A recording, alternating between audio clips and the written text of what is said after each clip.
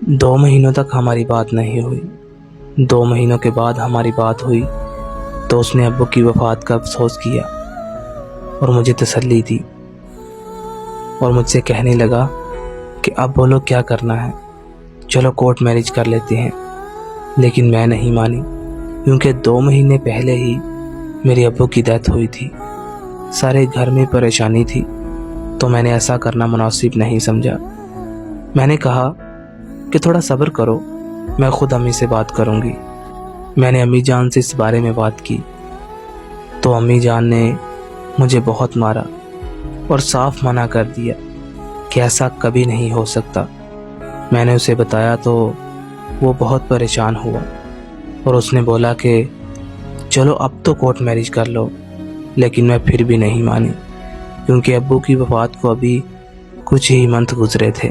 मैं अपनी दोस्त के मोबाइल से उससे रोज़ बात करती थी, हम बहुत खुश थे। लेकिन एक दिन उसने मुझे बताया कि मामू की बेटी का रिश्ता आया था, तो मैंने साफ मना कर दिया, जिसकी वजह से उसके घर में काफ़ी मामलात ख़राब हुए। वो बहुत परेशान रहने लगा, उसने खाना पीना छोड़ दिया, वो कोई काम नहीं था करता। उसकी इस हालत की वजह मैं थी। मैं रोज़ उसे समझाती पर वो ना समझता। मैंने फिर उसे एक दिन मिलने का बोला। वो मुझसे मिलने आया तो वो रो रहा था, तो मुझसे रहा नहीं गया और मैं उसके गले लग गई और उसे बोला कि तुम परेशान ना हो, मैं कुछ ना कुछ करती हूँ। मैंने फिर से घर में बात की, लेकिन मेरी अम्मी की अना की वजह से वो मान नहीं रहे थे।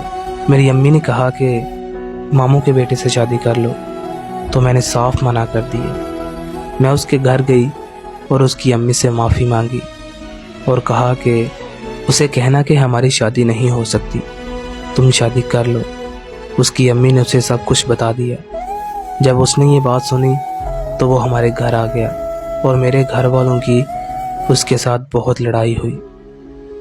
फिर वो मुझे कुछ दिनों तक नज़र नहीं आया, लेकिन अचानक मुझे अपनी एक दोस्त से पता चला कि उसने जहर खा लिया था, जिसकी वजह से वो अस्पताल पहुंच गया था। मैं ये सुन के बहुत रोई, लेकिन आखिरकार वो ठीक हो के घर वापस आया।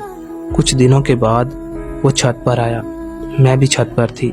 मैंने उसे आवाज़ दी, पर उसने मुझे बोला कि अगर हमारी शादी नहीं हो सकती तो मैं बात भी नहीं कर सकता। वो मेरी वजह से बहुत परेशान था। उसने काम पर जाना भी छोड़ दिया था। एक ज़िम्मेदार लड़का जो मेरी वजह से डिप्रेशन में चला गया, ना कुछ खाता, ना कुछ पीता, ना किसी से बात करता था। उसका इटली का वीज़ा भी आया था, लेकिन वो नहीं गया। उसकी इस हालत की वजह मैं थी, क्योंकि मेरी अम्मी की अना की वजह से हमारी शादी नहीं हो सकी। मैं आज भी उसे बहुत प्यार करती हूँ।